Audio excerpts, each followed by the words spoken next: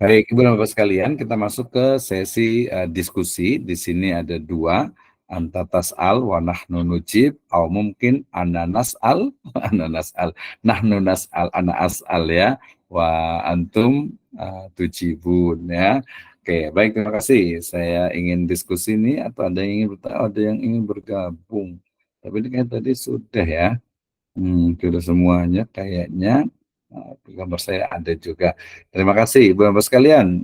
Kita diskusi terkait dengan metodologi penelitian pendidikan agama Islam.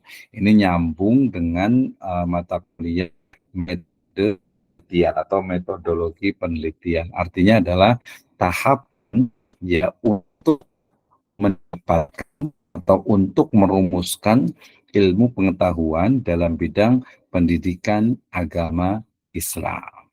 Nah, oke. Nah, mudah-mudahan Ustadz Puji gimana kabarnya? Sehat?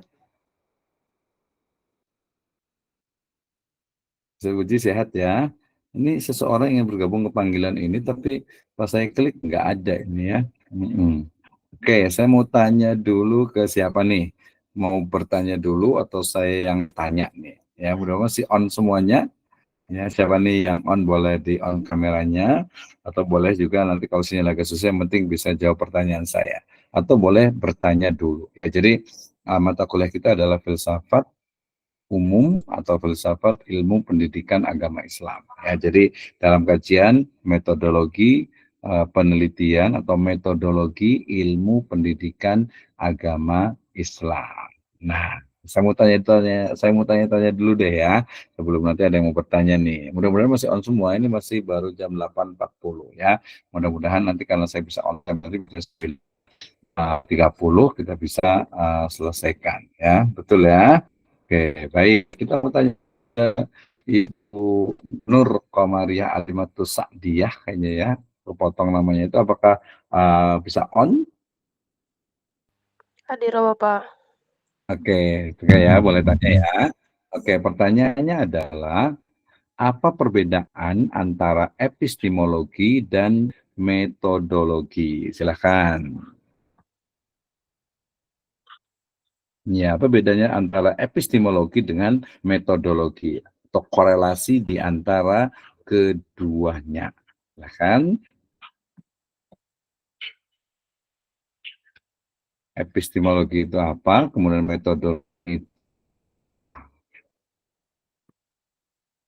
Silakan. Mudah-mudahan bisa ya dengar. Saya sambil buat untuk absensi hari ini Google Classroom. Ya, silakan. Apa nih bedanya nih? Nanti jawab satu. Metodologi itu apa, kemudian epistemologi itu apa, dan korelasi antara apa aja nggak mesti apa justru kalau salah itu berarti yang salah saya berarti gitu ya. Kalau salah berarti tadi berarti kurang ini nih apa namanya kurang jelas kurang clear apa itu metode penelitian sebenarnya. Silakan atau satu dulu deh epistemologi itu apa sih? Ya silakan sambil nunggu ya. Silakan. Epistemologi dulu ya Pak. Mm-mm. Epistemologi itu sesuatu yang berkaitan tentang hakikat atau teori pengetahuan dalam bidang filsafat. Ya hakikatnya gitu kan kalau misalnya aksiologi itu tentang sesuatu yang indah dan tidak indah. Kalau ontologi itu kan tentang Tuhan ya Pak ya. Enggak, jadi ontologi itu adalah eksistensi ya atau keberadaan. Kalau aksiologi itu adalah view nilai atau praktek ya dari sebuah ilmu. Kalau epistemologi Epistemologi itu itu apa sih? hakikat Pak. Hakikat. Kalau hakikat itu biasanya justru lebih kepada hakikat ontologi sebenarnya. Soalnya kalau kita bilang hakikat ilmu pengetahuan, oke lah. Maksudnya kayak gimana hakikat ilmu pengetahuan? Kan? Ya hakikat atau teori ilmu pengetahuan dalam bidang filsafat Pak. Oke, kalau kita spesifikkan epistemologi pendidikan agama Islam maksudnya. Apa ya Pak? Ya nggak apa-apa, nanti coba sebentar dulu ya. Kita tanya tadi yang buka mic sedikit Bu Lina ya.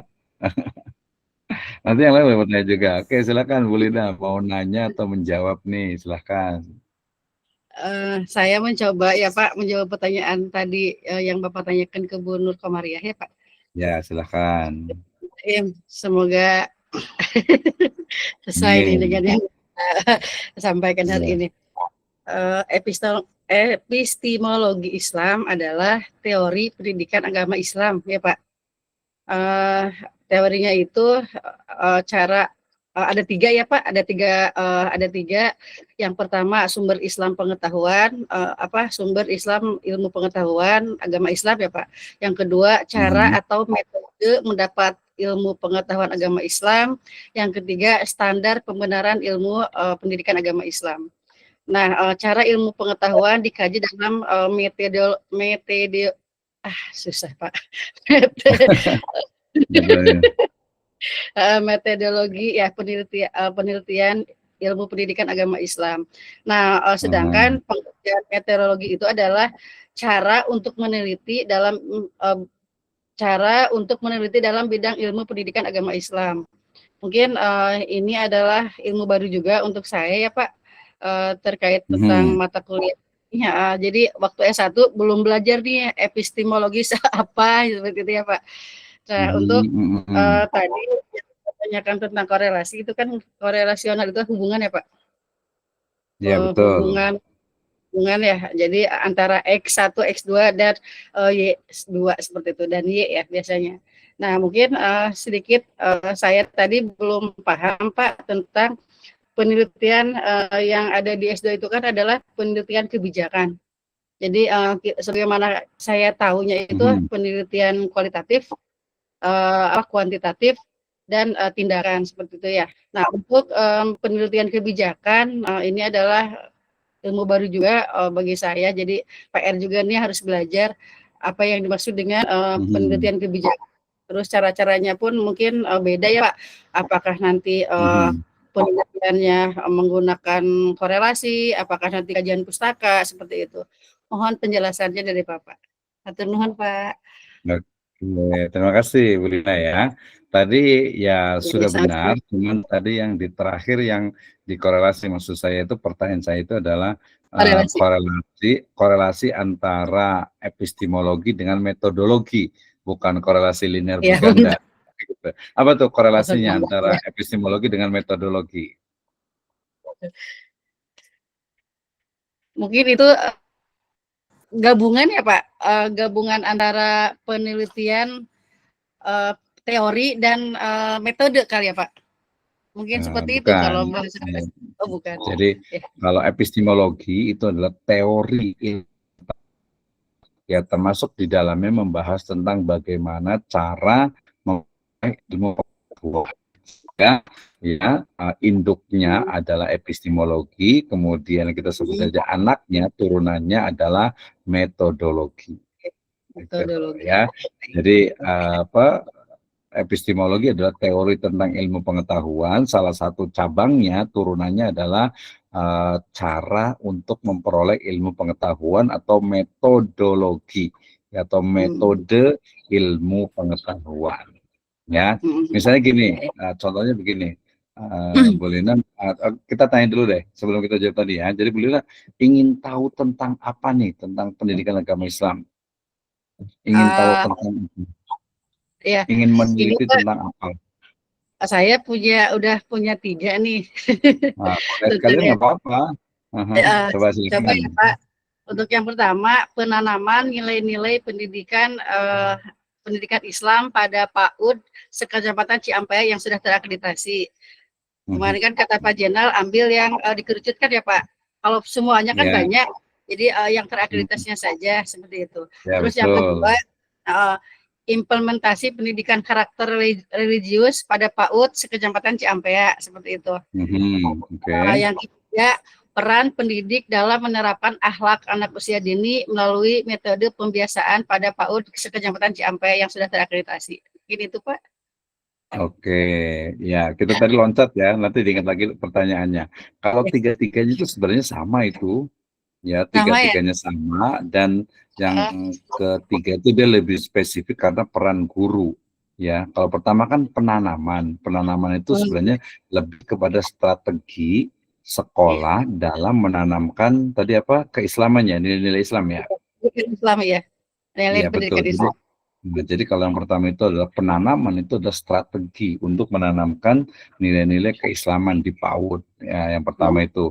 Yang kedua implementasi. Kalau implementasi berarti dia langsung ke prakteknya. Oh, Nah, ke iya. prakteknya. Jadi prakteknya kayak gimana sih untuk menanamkan nilai-nilai keislaman di PAUD? Nah, kalau dia hanya implementasi itu berarti levelnya S1 baru sarjana. Karena dia Hmm, hanya mengetahui oh begini cara prakteknya, implementasinya. Nah, kalau untuk kedua dengan pengembangannya atau evaluasinya tadi. Ini iya. terus ada hasilnya nggak sih? Nah, gitu ya. Itu Hmm, ya. Kemudian kalau yang ketiga itu lebih kepada spesifik itu guru. Jadi iya. peran guru dalam menanamkan nilai-nilai keislaman gitu kan ya. Nah, seperti itu. Jadi ini juga sama sih. Kalau evaluasi sebenarnya itu lebih bagus ya. Jadi evaluasi atau kritik atau ya, evaluasi lebih tepatnya. Jadi guru ini udah bagus belum sih ketika dia itu memainkan perannya gitu ya.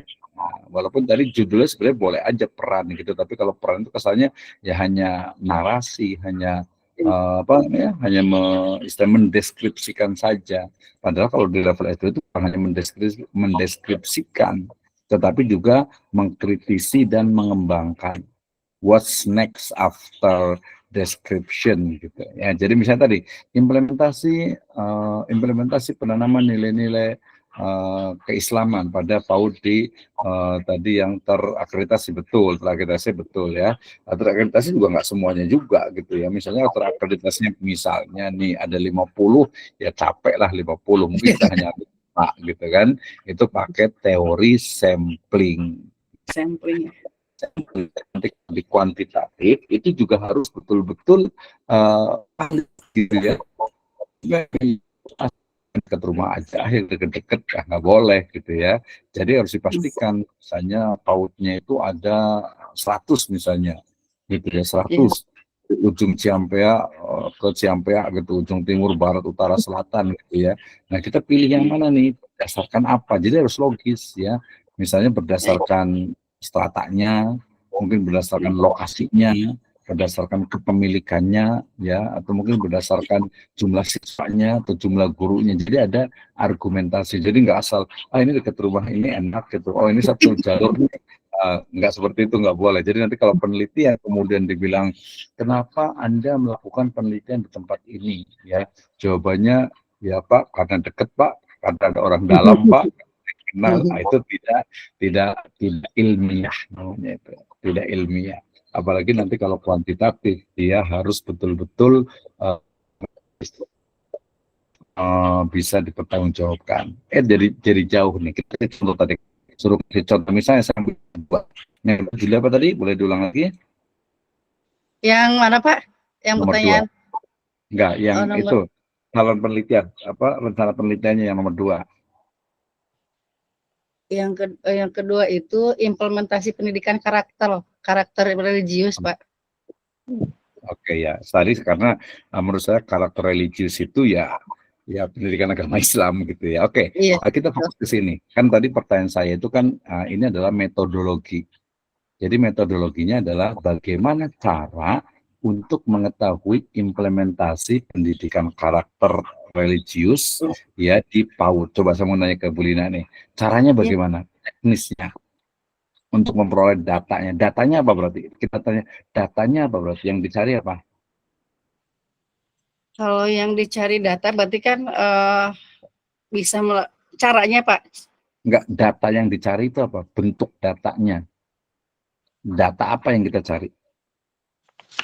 Datanya berarti kan pembiasaan ya Pak. Pembiasaan di sekolah tersebut. Misalkan pembiasaan sholat duha seperti itu ya. Ya, betul. Tapi Apa? lebih tepatnya adalah karena itu dari penanaman karakter religius di sekolah-sekolah yang ditentukan. Oke, untuk mendapatkannya bagaimana caranya? Wawancara mungkin ya Pak. Kita kunjungan observasi gitu Pak ke sekolah-sekolah yang akan kita jadikan sampel gitu Pak. Oke, observasi, kemudian wawancara, kemudian studi dokumen. Ya, kira-kira wawancaranya itu bagaimana agar datanya itu betul-betul bisa dipertanggungjawabkan? Atau mungkin observasinya bagaimana caranya agar bisa dipertanggungjawabkan? Untuk observasi mungkin tidak bisa sekali 2 kali kunjungan ya Pak. Jadi kita juga harus sering mendatangi ataupun nanti kita mengadakan studi gitu ya, studi ke sekolah yang akan kita tuju seperti itu. Kalau misalkan kita wawancara kepala sekolah, guru, mungkin kita juga bisa mewawancara orang tua seperti itu.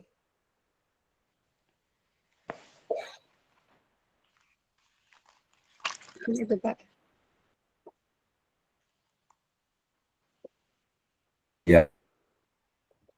Ya, tapi kalau kadang-kadang mohon maaf nih, misalkan S1 itu kan datang sekali ke sekolahan, ya paling banyak 2 kali, 3 kali udah. Padahal belum tentu, misalnya pas lagi ke sekolahan anak-anak lagi olahraga, satu kali full.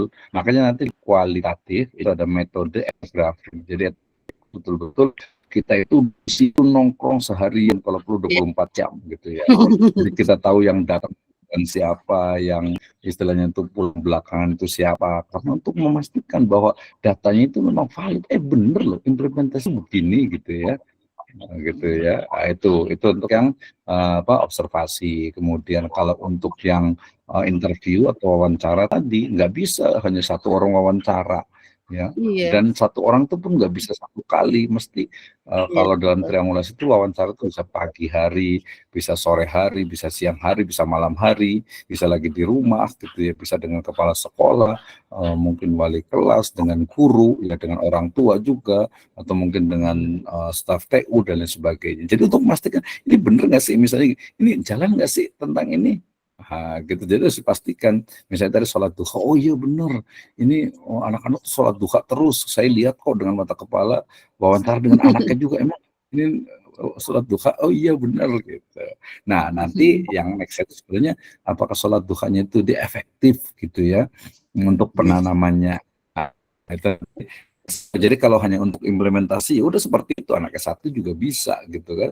Setelah itu diapakan, udah tahu implementasinya. Berarti kan nanti harusnya setelah tahu, oh implementasinya seperti ini, ternyata ada yang belum dilakukan, ada kelebihan, ada kekurangan. Nah, untuk kekurangan ini bagaimana caranya untuk menyelesaikan, sebenarnya itu masalahnya. Kalau cuma implementasi ya masalah biasa gitu ya. Tapi kalau ternyata, oh ini bagus nih, gimana nih? Strateginya, bagaimana pengembangannya, istilahnya itu tantangannya itu apa saja gitu kan, penghalang-penghalangnya bagaimana, cari solusinya. Oke ya, itu adalah metodologi penelitian. Itu yang kualitatif tuh, belum yang kuantitatif. Oke. Balik ke pertanyaan Bu Lina tadi, yang terakhir bisa diulang lagi pertanyaannya tentang apa tadi? Oh, penelitian kebijakan ya.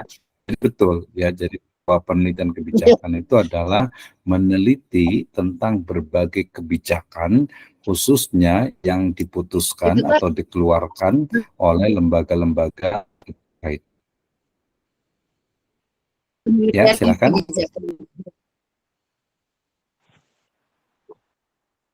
Ya. Ya, betul. Penelitian, evaluasi, dan kebijakan. Ini memang ada bukunya yang kemarin saya share di Prof. Sugiono, itu juga ada khusus penelitian, evaluasi, dan kebijakan. Jadi penelitian, evaluasi, dan kebijakan itu terkait dengan penelitian yang meneliti khususnya nanti efektivitas ya dari ya, kalau evaluasi berarti mengevaluasi ini misalnya aturan gitu ya, aturan misalnya tentang tidak boleh bawa HP gitu misalnya gitu ya. Oh ternyata anak-anak bawa HP juga nih gitu ya. Nah efektif nggak nih itu aturannya, atau mungkin kurikulum misalnya gitu ya, atau mungkin juga pakaian atau kode etik gitu ya, dan lain sebagainya. Jadi kita evaluasi dari kebijakan ya, kebijakan yang ada.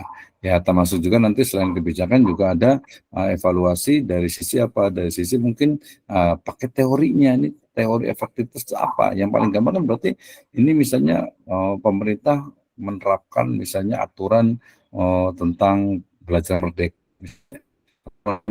Kurikulum nanti kayaknya ke depan tuh kalian menjadi kurikulum Nusantara atau kurikulum kemerdekaan, kurikulum Nusantara kayaknya itu ya. Nah, jadi kayak gimana sih ini konsep kurikulumnya itu? Ya, apakah mungkin ke local wisdom, penguatan dari nilai-nilai lokal, ya atau seperti apa? Ya kita sebagai akademisi ya mengkritisi, mengevaluasi, kemudian juga ya membenarkan atau menyalahkan ya nggak apa-apa selama argumentasi kita itu logis, sistematis dan empiris. Justru itu yang bikin maju gitu ya. Mohon maaf agak nyerempet ke politik misalnya, ya politik itu harus ada oposisi gitu, harus ada orang yang berani mengkritik gitu ya. Kalau nggak ada yang berani mengkritik ya, ya mungkin kalau ada kesalahan ya diam saja. Di Nabi SAW sendiri juga, kanjeng Nabi itu sabda kan beliau kan bahwa man ra'a minkum mungkaran falyughayyiru biyadi wa illam yastati wa bilisani wa illam yastati wa biqalbihi wa dzalika adaful iman. Maksudnya dalam konteks ini adalah ya kalau memang mungkin ada yang nggak tepat ya perlu diperbaiki gitu ya, atau mungkin disesuaikan. Ya, jadi ini penting apalagi kita di alam demokrasi tentu saja. Itu Bu Lina ya. Jadi ini penting. Jadi intinya adalah penelitian kebijakan ya tadi terkait dengan teori-teori tentang kebijakan. Ya bagaimana apa kebijakannya ini sudah sesuai. Nanti biasanya ini kalau teori kebijakan itu biasanya dia menggunakan ya analisis itu nanti misalnya dari sisi filosofisnya, dari sisi teologisnya, dari sisi sosialnya gitu ya, dari sisi kulturalnya. Itu ya misalnya tadi kebijakan untuk memakai pakaian tradisional, pakaian adat misalnya gitu ya. Ya, berarti kan bukan berarti pakaian adat tuh berarti yang murid thalibahnya perempuan tuh nggak pakai jilbab ya enggak lah gitu ya. Nggak mesti nggak buka, tetap aja pakai jilbab, pakai pakaian adat kan bisa pakai kebaya, pakai ini kan bisa. Nah, itu ya. Nah, itu contohnya. Kalau yang lainnya ya banyak gitu ya, banyak sekali untuk kita bisa ini kan. Intinya adalah penelitian kebijakan. Nanti boleh lihat lagi di akun YouTube saya yang linknya sudah saya kirimkan itu, karena itu dia unlist karena nggak boleh di publish gitu ya. Jadi tertentu. Oke. Nah berikutnya tadi kayaknya ada yang mau bertanya, ada yang kayaknya dari siapa tadi ya? Sekilas. Oh, Bu Nur kemarin mau bertanya, tambahkan silakan. Saya mau nanya Pak. Boleh. Kan saya nanti niatnya boleh dikencangkan sedikit suaranya. Saya insya Allah ini Pak ya mau nantinya itu satu sekolah nggak apa-apa kan Pak ya kalau satu sekolah saya di SD gitu, tapi satu sekolah nggak kayak kuliah itu satu kecamatan. Kalau saya satu sekolah itu tidak apa ya. Nah itu tuh instansinya itu kayak sekolah SD gitu. Kalau misalnya saya kan kuantitatif, nah kumpulan datanya itu pakai angket. Kalau misalnya untuk kelas 1 yang mereka kelas 1, kelas 2 lah, yang mereka belum ngerti cara ngisi angket itu, yang ngisi orang tuanya apa gimana Pak? Oke, ya. Oke, dari mana nih kita ini jawabnya ya, dari belakang ya, dari terakhir ya. Ya, ketika angket itu yang seharusnya mengisi itu adalah siswa, ya kemudian nanti yang mengisikan orang tuanya, sebenarnya ya kalau betul-betul itu adalah jawaban dari siswa, itu masih diperbolehkan, gitu ya. Tetapi kemudian menjadi bias ketika ternyata isinya itu nanti ada kontribusi dari orang tuanya sehingga datanya itu mungkin bias gitu, jadi agak-agak berat untuk dipertanggungjawabkan ya, kecuali memang dari awal itu kita sampaikan bahwa bapak ibu tidak boleh pendapat pribadinya itu dimasukkan, jadi betul-betul memang apa yang dirasakan, apa yang menjadi pendapat dari siswa tersebut ya itu boleh, tapi juga apalagi nanti kalau itu banyak gitu ya. Jadi saran saya sih ya lebih baik sambil nanti justru yang mengajarkan adalah peneliti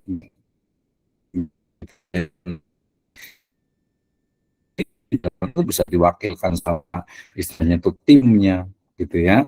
Tapi ya bisa lagi peneliti ya, datang ke kelas, ke sekolah, kemudian kelas membagikan, kemudian anak-anak silahkan isi kalau perlu dibacakan pertanyaannya itu ya. Pertanyaan itu pernyataan ini silakan anak-anak. Nah, ada kalau anak kecil itu agak dia untuk memastikan itu jangan dia lagi sebelahnya gitu. Nah, ini kan perlu dipertanggungjawabkan. Itu ya, sebenarnya ada juga. Ini biasanya nanti ada apa namanya sebut dengan apa data margin data errornya itu. Ya jangankan anak SD gitu ya, anak SMP kadang karyawan juga beberapa tuh ada yang adalah ada mulai dari ngisinya asal gitu ya, ada juga ngisinya istilahnya itu ikut-ikutan dan lain sebagainya. Nah nanti ada uji dari mulai normalitas juga reliabilitas itu bisa ya, sebaiknya ya peneliti sendiri yang membimbing siswa itu Ini untuk putus-putus. mengikutinya. Putus ya. Kayaknya malah putus. Iya kalau di saya. Tuh yang lain Ya, gimana? kayaknya juga kali ya. Tapi kalau biasanya itu dia lancar. Nah, kemudian tapi ada yang lebih penting nih Bu Nur Komariah ya. Ya sebaiknya kalau menurut saya kalau di level master ini ya usahakan jangan satu sekolah dan juga usahakan jangan SD lah ya. Jadi SD itu nanti ramenya PGSD ya PGMI juga orang ya. Kalau mau tetap SD nya lantai dua ya, satu itu kecuali kalau SD-nya itu banyak gitu ya. Ada berapa? Ada rencana mau di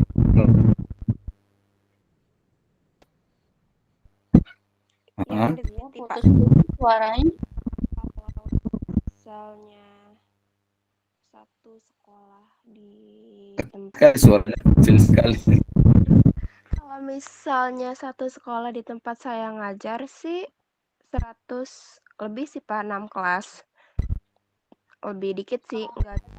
Ada 6 kelas ya. Iya. Itu kalau satu Satu sekolah kelasnya berapa siswa? paling banyak sih 30, Pak.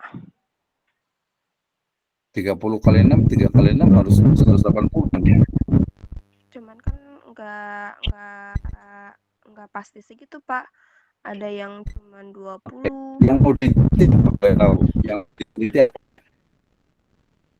Apanya, Pak, judulnya? iya judulnya boleh yang diteliti apa? Judulnya rencananya pengaruh pendidikan agama Islam dalam Diulang kurang kencang. Diulang. pengaruh pendidikan agama Islam dalam keluarga dan budaya religius sekolah terhadap kedisiplinan beragama peserta didik. Oke, untuk analis lah lulus gitu ya. Itu variabel X1 dan X2-nya dengan Y-nya itu sudah kelihatan dan itu saya yakin gitu ya. Kemudian kalau pamannya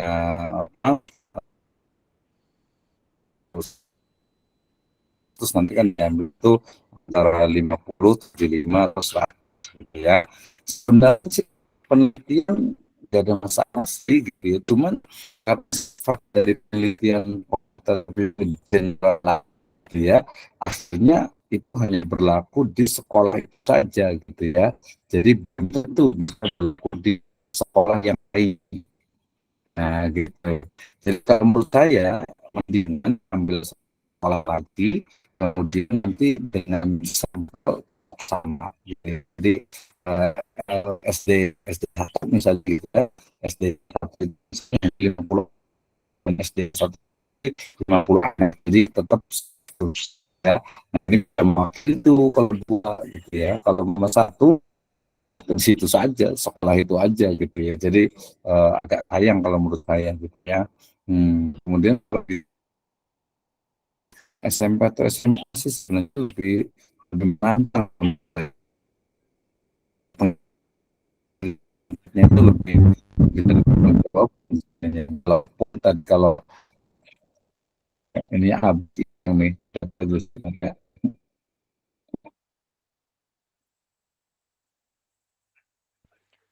Berarti lebih baik di SMP sekalian ya, Pak, ya? iya betul. Sebenarnya kalau menurut saya sih kalau di SMA harus di SMA lebih kan kita dua ya gitu, jadi lebih SMA atau MK atau aliyah.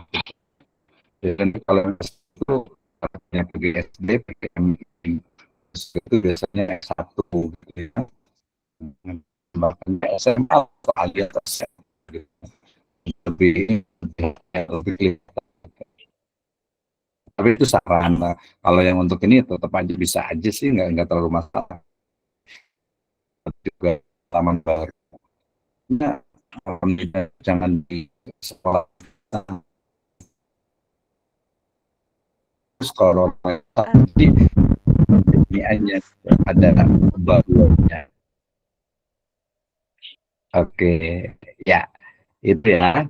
Nah, tapi sebenarnya Ibu Nukomnya kalau meneliti seperti itu mudah sekali, pakai kuantitatif, pakai korelasi linear berganda hanya X1 dan X2 terhadap Y.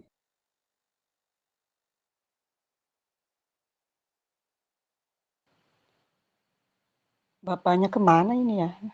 Bapaknya hilang, Bu, masa? Kayaknya sinyal, Bu.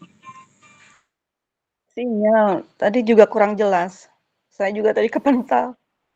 Sinyalnya kurang bagus, Bu. Tadi saya malah nggak jelas gitu. Pada Juga beliau tidak jelas soalnya. Putus-putus. Udah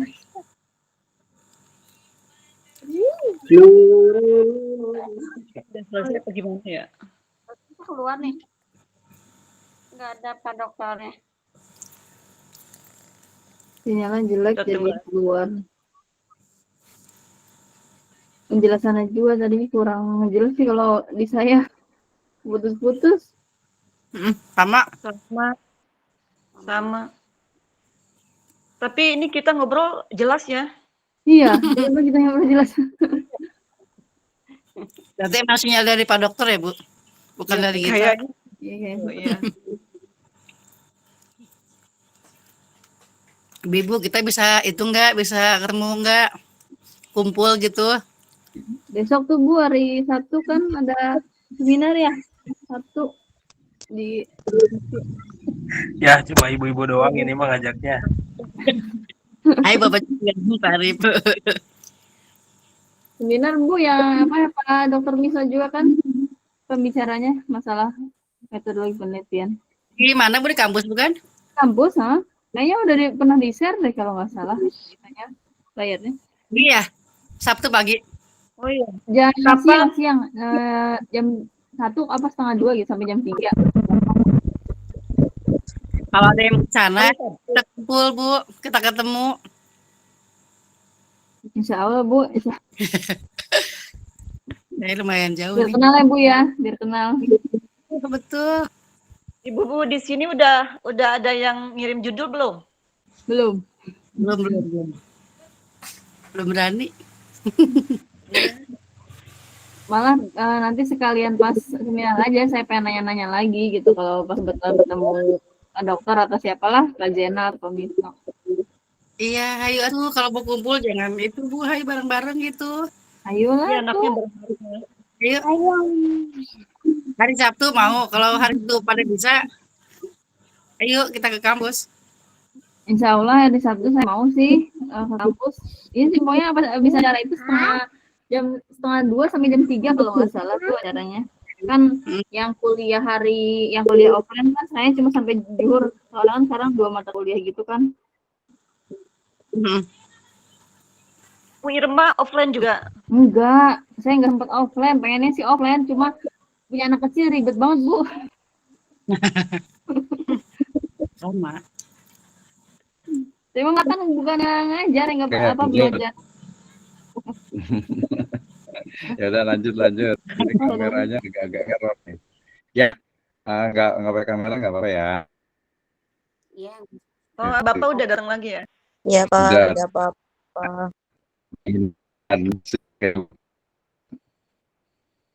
Masih putus-putus, Pak, suara. Kameranya Suaranya, Iya. Pak. Suaranya nggak jelas, Pak. Suaranya Iya. putus-putus, Pak. Sebentar, sabar. Ini kayaknya sinyalnya ini. Sekarang gimana? Udah mendingan? Bagus. Udah jelas. Udah jelas ya? Ini kayaknya memang harus dan ini benar itu pakai Logitech terus. Tinggal pakai ininya makanya ngilang gitu ya. Ntar ya, kita coba tes dulu. Baik, tadi terima kasih untuk yang sudah ini. Jadi nanti tentang ini, insya Allah kita kami itu sangat terbuka sekali gitu. Yang penting paham, kemudian nanti bisa menguasai untuk berbagai metodenya. Ya, kalau saya bilang itu tesis itu ya cuman latihan gitu, latihan aja sih. Jadi makanya kalau mau ada beberapa sih strategi itu biasanya kalau orangnya saya pengen cepet aja ya udah pakai analisis korelasi aja gitu ya. Itu paling mudah gitu ya, standar lah gitu ya. Tapi kalau mau pakai path analisis itu juga nanti akan lebih bagus sebenarnya itu ya. Akan lebih bagus tuh. Oke, suara saya terdengar ya? Udah Iya, jelas, Pak. Jelas, Pak, jelas. Oke, baik. Tadi Bu Linda ada mau pertanyaan tadi. Jadi kalau penelitian tadi yang Bu Nur Komari, ya nggak apa-apa sih. Mendingan lakukan dulu aja. Yang penting tadi fokusnya. Walaupun sebenarnya nanti berbagai masalah tadi. Metodologi itu kan dilakukan dengan adanya identifikasi. Identifikasi itu artinya ada masalah yang akan diteliti. Kalau nggak ada masalah ya biasa, walaupun kalau saya selalu menyebutkan masalah itu yang paling ringan itu adalah sesuatu yang belum kita ketahui, sementara masalah yang lebih kompleks itu adalah ya gap antara Dasein dengan Dasolen, gap antara teori dan implementasi gitu ya. Teorinya bagus tapi ternyata implementasinya kok nggak sesuai gitu ya. Nah, itulah kemudian yang dibahas dalam penelitian. Oke, tadi Bu Linda mau bertanya, silahkan. Iya, Pak, mohon maaf. Tadi saya tertarik dengan Bapak yang masalah epistemologi tadi ya, sama metodologi tadi korelasi, hubungannya itu seperti apa gitu. Jadi itu pengaruhnya epistemologi di, di judul penelitian itu seperti apa gitu? Oke. Korelasinya, korelasi metodologi dan sama penelitiannya itu seperti apa? Mungkin itu kali ya, Pak, tadi saya agak penasaran juga Iya. itu. Nggak Ini bagus sih, justru bagus biar gitu. Ini juga berarti kan belum jelas. Jadi metodologi penelitian, metodologi ilmu pendidikan agama Islam itu adalah cara untuk memperoleh ilmu pengetahuan pendidikan agama Islam. Metodologi penelitian adalah cara untuk memperoleh ilmu pendidikan agama Islam. Apa itu ilmu pendidikan agama Islam? Ilmu pendidikan agama Islam adalah seluruh atau keseluruhan dari fenomena dalam bidang pendidikan yang berdimensi Islam atau dalam bidang agama Islam yang dimensinya adalah pendidikan. Jadi caranya, mekanismenya, teknisnya itu adalah metodologi. Makanya bisa pakai kuantitatif, bisa pakai kualitatif, bisa pakai mix method, bisa pakai tindakan, bisa pakai evaluasi kebijakan. Itu namanya pendekatan atau research approach. Sedangkan epistemologi itu adalah teori tentang ilmu pengetahuan. Ya, ini sangat sangat basic ya, sangat mendasar dan dia sangat teoritis. Jadi kalau ditanya implementasi dari epistemologi apa Pak, gitu ya? Ya implementasi itu ya tahapan-tahapan dalam penelitian. Tadi makanya saya nanya ke Bu Lina itu, ketika Anda ingin mengetahui tentang implementasi penanaman karakter religius, apa yang Anda lakukan? Gitu kan? Nah, berarti karena itu fokus kepada implementasi ya sudah kita melihat bagaimana implementasi yang ada yang betul-betul valid dilaksanakan oleh lembaga pendidikan tersebut. Nah, itu ya. Jadi itu adalah implementasi. Nanti kan namanya ilmu pendidikan agama Islam itu sangat luas, bukan hanya yang nampak, bukan hanya yang ada di masyarakat, tetapi yang ada di kitab, yang ada di dalam Al-Quran, yang ada di dalam hadis, yang ada di dalam sejarah, yang ada di dalam otak kita, yang ada di dalam pemikiran umat Islam, itu juga adalah objek penelitian. Jadi sekali lagi, ya saya mungkin memberikan satu wawasan, yang namanya meneliti itu bukan hanya kuantitatif, ya karena begitu banyak data di semesta ini yang bukan hanya kuantitatif. Jadi kita bicara tentang ilmu pendidikan agama Islam. Jadi jangan sampai nih, ya jangan sampai artinya ketika kita sudah kuliah di master ini, oh penelitian itu ya ilmiah itu ya kuantitatif itu ya positivisme, gitu tidak gitu. Kenapa? Yang namanya fenomena, yang namanya kebenaran, yaitu perlu dicari dan banyak sekali caranya. Makanya kita mau tanya nih, dan memang kebanyakan kalau jurusannya adalah pendidikan agama Islam, selalunya adalah kuantitatif. Ya selalunya, padahal tidak juga. Nanti kalau di level S3 itu dia harus mix method. Ya harus mix method. Jadi kita mau cari sebuah kebenaran, caranya bagaimana, gitu ya. Caranya bagaimana? Nah kalau yang umum tadi ya pakainya ya udah pakai kuantitatif, pakai pengaruh, pakai regresi, data-datanya itu harus pakai seperangkat statistik ya inferensial, pakai apa Microsoft Excel, pakai SPSS, pakai AViews gitu ya. Nah itu ya. Jadi apa yang Anda teliti? Kalau epistemologi itu adalah teori ilmu pengetahuan, prakteknya adalah metodologi, desainnya ada desain penelitian, pakai approach, kemudian pelaksanaannya ya udah meneliti. Mau meneliti apa? Nah, menelitinya jangan hanya yang ada di masyarakat, tapi yang ada di kitab, yang ada di Al-Quran, yang ada di hadis, yang ada juga mungkin di masa lalu dan juga di pandangan kita. Coba kita bayangkan begini, bagaimana sebenarnya pendidikan agama Islam di tahun misalnya 2100. Kira-kira kayak gimana tuh? Ya, sekarang saja ya pendidikan agama Islam itu mungkin ya apa sedikit beberapa itu diremehkan gitu ya. Apalagi nanti kalau ibu bapak sekalian, makanya kita harus open mindset. Ya misalnya kita sekali-kali berkunjung ke ya mungkin saya sebutkan misalnya Pakuan, mungkin ke UNJ, mungkin ke UPI, ya sampai mungkin ke ini malah ke Presiden University atau mungkin kampus-kampus yang tidak dalam tanda petik itu mengenal agama sebagai mata kuliah. Menurut mereka itu bagaimana? Saya pernah ceritakan ada satu profesor dari ya tadi saya sebutkan dari UNJ itu mengatakan ya pendidikan agama itu bukan ilmu, itu cuman cabang aja dari ilmu pendidikan. Yang ada itu ilmu pendidikan. Islamnya itu cuman nempel saja. Nah, itu karena mindsetnya atau cara berpikirnya itu ya bukan Islami gitu. Kalau kita ya karena dari awal S1 gitu ya, itu dari Islam ya udah itu adalah Islam. Atau mungkin kita tidak mau berpikir lebih jauh, apa sih dasar ilmu pendidikan agama Islam? Ya, sumbernya apa, prinsipnya apa, bagaimana cara pembelajarannya, metodologinya, aksiologinya. Nah, jadi lebih kepada bukan pengaruh dalam konteks penelitian, tetapi tadi sekali lagi bahwa metodologi itu adalah turunan dari epistemologi atau implementasi lah boleh dari epistemologi. Nah itu silakan kalau belum jelas lagi boleh ditanyakan. Ini mohon maaf kamera saya agak sedikit bermasalah ini tadi itu kayaknya ini, jadi nggak bisa dibuka lagi nih. Silakan yang lain bertanya, kita masih ada waktu sekitar 10 menit lagi.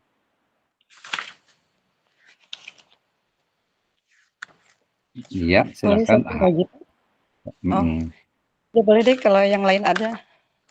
Ya, mudah-mudahan tadi udah jelas ya. Jadi antara epistemologi dengan metodologi. Dalam metodologi itu ada kuantitatif, ada kualitatif, ada mix method. Ada yang nggak pernah masuk dalam kajian metode penelitian dari Western itu adalah ya metode penelitian berbasis wahyu. Ya, dalam Al-Quran, tafsir maudhu'i, hadis maudhu'i, ya akan syariat dalam artian ini ya Islamic Studies ya yang tidak bisa dikesampingkan gitu, tidak bisa dikesampingkan karena prodi kita adalah Magister Pendidikan Agama Islam. Itu ya. Oke, terima kasih Bu Linda. Yang lain nih, gantian saya mau nanya siapa nih? Ustadz Puji gimana kabarnya nih? Oh, ada Ibu Irma Yanti. Silakan Bu Irma. Ya, silahkan. Kabar Assalamualaikum saya sudah bisa lagi. warahmatullahi Waalaikumsalam warahmatullahi Gini Pak wabarakatuh. Dokter, saya mau ada apa judul, mau nanya aja sih untuk judulnya gini. Saya ada beberapa judul, cuma masih agak bingung nih antara apa menentukan kualitatif apa kuantitatifnya. Boleh. Yang pertama ini pengaruh penggunaan teknologi dalam pembelajaran pendidikan agama Islam terhadap motivasi prestasi belajar siswa. Itu kuantitatif sekolah. Dan itu untuk S1. Oh gitu. X dengan Y. Kalau pakai pengaruh itu pasti kuantitatif. Terus lanjut. Kalau apa? Satu lagi nih Pak Dokter, masih 5 lagi peran juga kurikulum. Boleh. Peran kurikulum pendidikan agama Islam dalam membentuk karakter siswa. Itu masih apa untuk yang S1 gitu ya Pak Dokter atau iya, belum? Dia karena hanya peran saja, sangat simpel sekali gitu ya. Nanti harusnya ada pengembangan kurikulum dalam mengembangkan karakter siswa. Ada kata-kata pengembangan, jadi ada kuncinya untuk S2 ini adalah development, pengembangan, kemudian evaluasi, bisa juga analisis, walaupun kata-kata analisis nggak mesti ada. Gitu ya. Nah, kalau untuk kuantitatif, nanti kalau Pak Dr. Zainal itu yang agak lebih level menengah itu adalah misalnya pengaruh penggunaan teknologi, kemudian juga fasilitas di rumah, maksudnya fasilitas pendidikan belajar di rumah melalui metode pembelajaran dalam atau bagi atau terhadap ya hasil belajar atau prestasi belajar atau akhlak atau motivasi. Nah, jadi dia ada melaluinya, ada interveningnya. Nah, itu bagus. Jadi karena gini, misal gini Bu Irma punten ya, yang Anda mau teliti itu kan, yang mau Ibu teliti itu kan tadi terkait dengan, coba saya mau tanya, diulang lagi, nomor 1, pertama judulnya apa? Boleh? Yang pertama judulnya apa tadi? Kita mau pastikan yang X-nya mana, yang Y-nya mana. Jadi Ibu dan Bapak sekalian, nggak apa-apa kita jadi konsultasi tesis, karena itu kan melatih kita untuk berpikir. Silakan Bu Irma. Masih Bu Irma. Iya, Bu Irma bisa jawab nih. Tadi X-nya mana, Y-nya mana? Saya nyimak dulu nih, anak saya lagi nangis. Ya udah. Ya nggak apa-apa, tidurin dulu. Silakan Bu Linda. Pak, punten ya Pak ya. Nggak apa-apa. Iya, Bismillahirrahmanirrahim. Saya ada judul juga nih Pak. Ini nggak tahu nih masuknya kemana. Upaya kebijakan yayasan dalam membangun perilaku religius melalui pembelajaran adab terhadap prestasi siswi Ibnu Aqil gitu. Oke, jadi tadi Bu Linda berarti saya mau tanya ini X-nya yang mana? Kebijakan yayasan ya. Oke, betul. X1 adalah kebijakan yayasan. Ya. Y-nya mana? X2-nya. X2 itu Y lah, kita Y aja. Ada bilang X2. Y-nya mana? Pendidik ya. Coba judulnya lagi, diulang lagi. Lalu, lupa, saya tadi belum ditulis. Upaya Nah, kebijakan yayasan Oke, dalam jadi upayanya itu kita potong dulu. Upayanya itu ya kebijakan itu, nggak usah pakai upaya. Jadi kebijakan yayasan itu X1 dalam dalam membangun mhm, perilaku religius mhm, melalui pembelajaran adab mhm. ya terhadap prestasi siswi Ibnu Aqil. Gitu. Oke, di situ ada itu agak campur tuh, itu nanti menjadi pet analisis itu.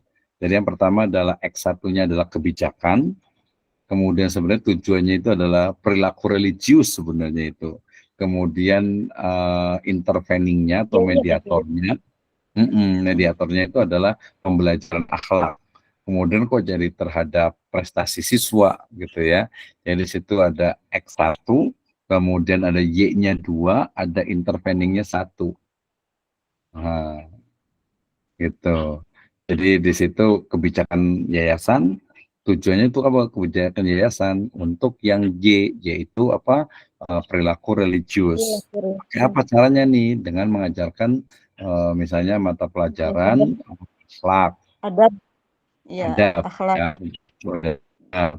Kemudian melalui misalnya tadi itu apa? Melalui misalnya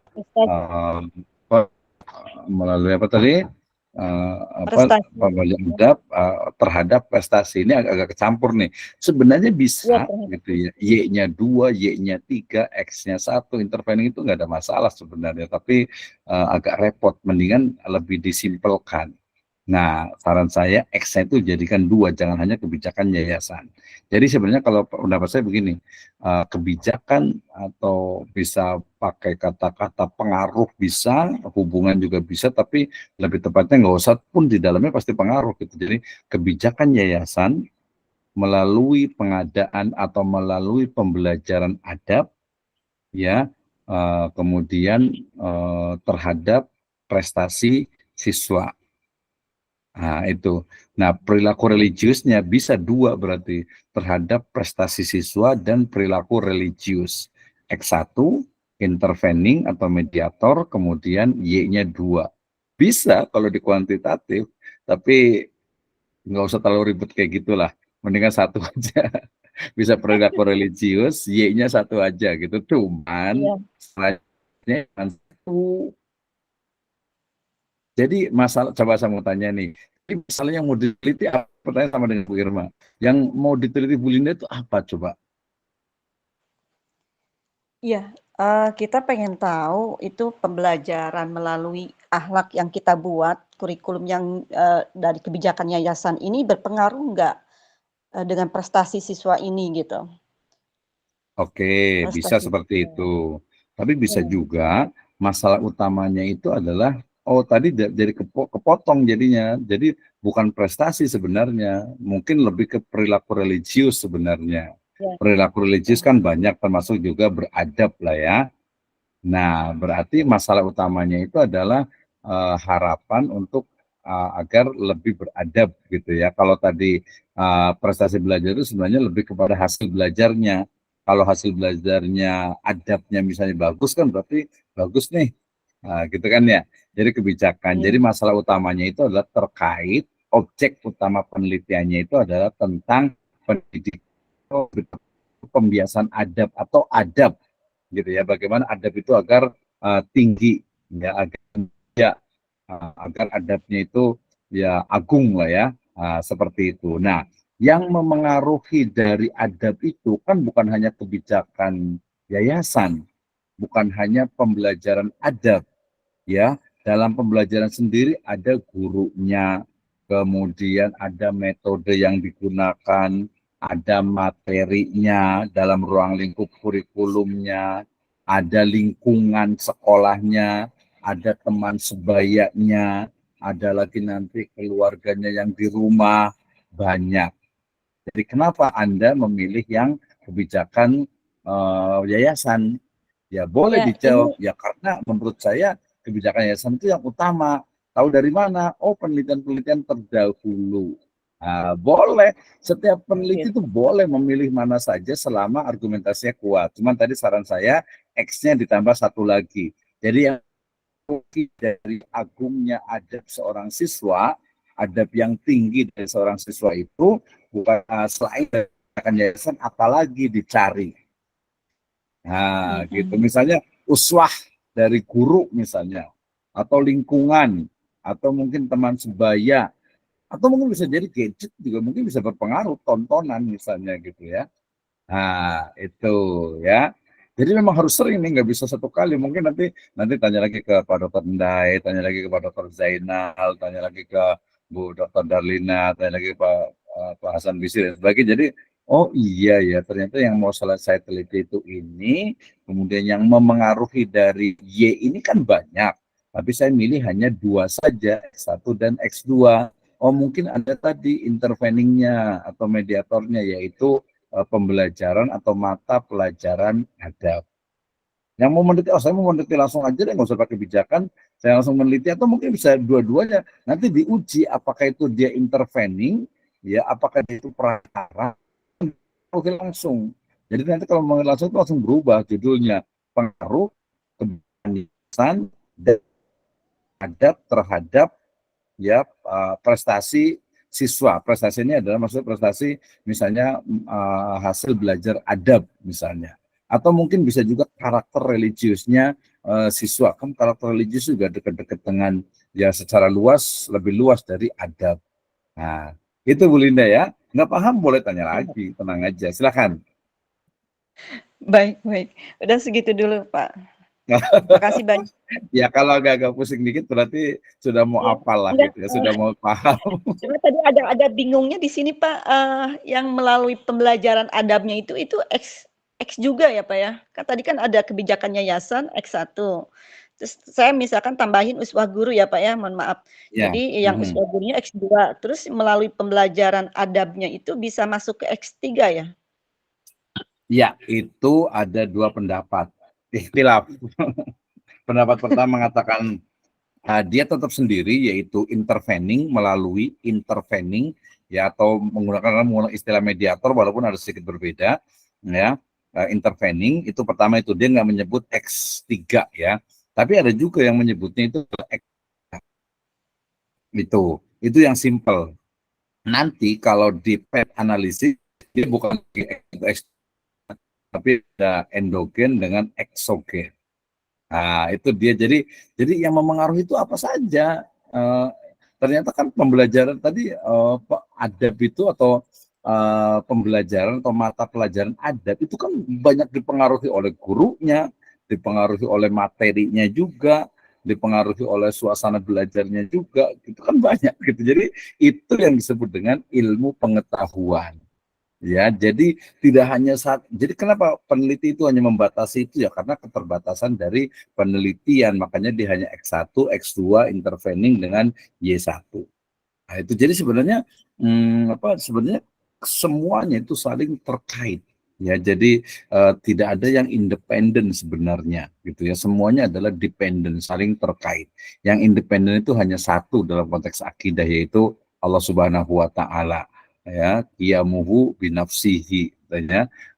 Itu dalam konteks akidah gitu ya. Jadi semua pasti paling saling paling saling terkait, saling berhubungan gitu. Tapi kalau penelitian itu memang dibatasi. Oke, saya misalnya karakter religius, yang memengaruhi karakter religius apa saja nih? Oke, saya ambil hanya pembelajaran adab saja, tapi pembelajaran adab ini saya letakkan sebagai intervening. Kenapa? Karena salah satu kebijakannya itu adalah kebijakan yayasan. Nah, tapi kalau kaitannya hanya dengan ini saja, kebijakan yayasan menetapkan pembelajaran adab misalnya, itu dalam hipotesis saya itu terlalu lemah. Gitu ya. Jadi ya udah yayasan itu hanya menetapkan adanya mata pelajaran adab. Udah itu aja. Kecuali nanti yayasan langsung menetapkan adanya kurikulum, adanya materi, adanya metode pembelajaran, itu bukan yayasan. Itu mah sekolah bagian kurikulum atau gurunya. Nah, itu bisa dipahami? Iya, betul. Ya, nggak Terima kasih, apa-apa. Pak. Ya, oke, terima kasih. Masih ada waktu 7 menit. Ada yang mau nanya lagi nggak nih? Saya mau nyapa Pak Puji Rahman Hakim sehat, dengan Pak Iqbal, dengan Ustadz Mahfud, dengan Ustadz Pak Dokter, Dede. izin Pak Dokter. Gimana Ustadz Puji sehat? Iya. Alhamdulillah sehat Pak Dokter. Sehat. Ada yang mau ditanyakan atau saya mau nanya nih ke Ustadz Puji nih? Mau meneliti tentang apa nih Ustadz Puji? Pengen, ya ada gambaran sedikit Pak Dokter, masih pengen ngebahas tentang masalah metode akhlak aja Pak Dokter gitu. Oke, ya. Metode akhlak. Mau dicari apanya nih? Cara penerapannya, cara mengajarkan akhlak atau apa? Lebih kepada corak pemikiran kali ya Pak Dokter ya? Bisa sih, misalnya pendidikan akhlak menurut Naqib Al-Atos, atau pendidikan akhlak menurut Nasiruddin At-Tusi, misalnya. Ya, insya Allah sih kalau di Sirajul Falah ini masih diterima lah ya. Masih diterima tokoh-tokoh pemikiran kontemporer. Tapi biasanya kalau saran saya itu biasanya dua. Yang klasik dengan kontemporer. Misalnya pendidikan akhlak menurut Al-Ghazali dan misalnya Quraish Shihab misalnya. Itu. Jadi nanti ada perbandingan. Jadi jangan hanya satu. Insya Allah Pak Dokter. Iya, gitu ya. Nah, itu studi pemikiran. Jadi nanti kalau di level S2, pemikiran misalnya tadi mau Nasruddin At-Tusi atau Al-Ghazali, ya imam lah ya, Imam Al-Ghazali misalnya. Nah, itu harusnya kalau S2 itu ya jangan dari buku terjemahan. Jadi harus bisa bahasa Arab. Tanya deh ya, Ustaz Puji, Ustaz Iqbal, Ustaz semuanya ini udah bisa bahasa Arab. Ustaz Mahfud juga nih, gitu ya.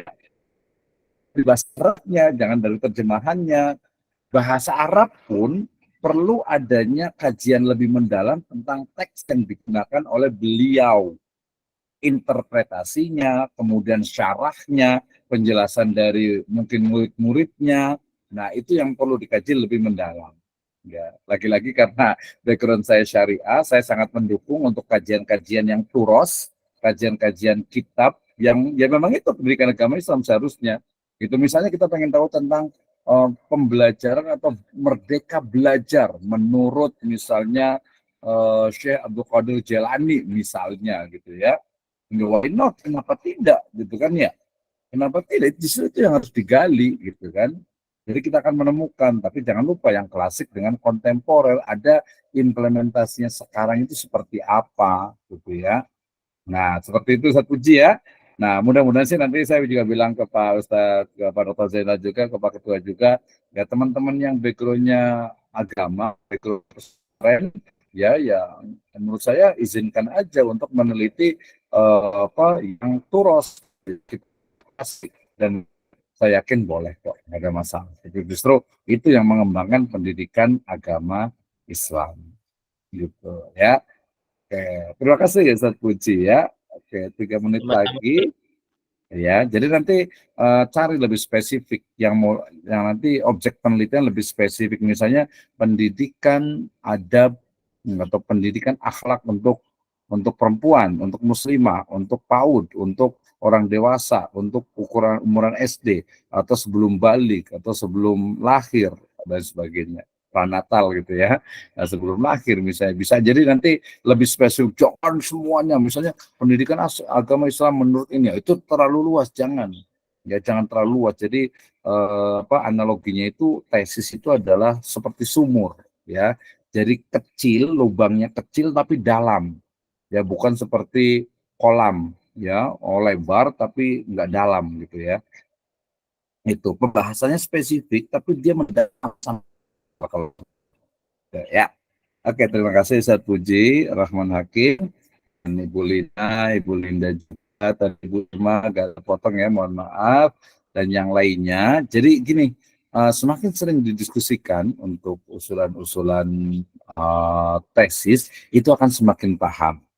Dan sekali lagi, ya bukan menyepelekan, saya menyatakan bahwa menulis tesis itu hanya hanya latihan kita untuk berpikir, untuk mampu mengidentifikasi masalah, menggunakan metode yang tepat, kemudian menganalisis dengan valid, dengan benar, sampai menyimpulkan yang bisa dipertanggungjawabkan secara ilmiah kalau kuantitatif, alamiah kalau kualitatif, ilahiyah ya berbasis Islam. Oke, demikian. Wallahu a'lam bishawab. In wajadtum sawaban wa huwa minallahi azza wa jalla. In wajadtum fahuwa minni wa nahtatim bilhamdalah wa doa kafaratul majlis. Alhamdulillahi rabbil alamin. Subhanakallahumma wa bihamdika asyhadu an la ilaha illa anta astaghfiruka wa atubu ilaik. Wallahu muwaffiq ila aqwamit thariq. Wassalamualaikum warahmatullahi wabarakatuh.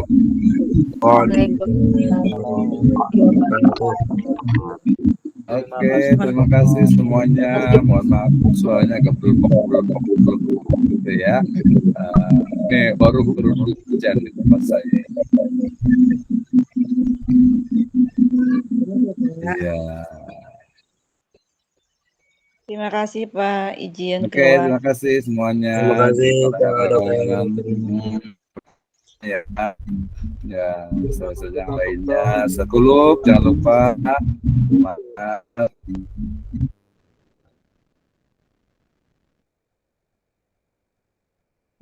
Terima kasih semuanya. Izin lab Pak Dokter. Assalamualaikum. Oke, silakan.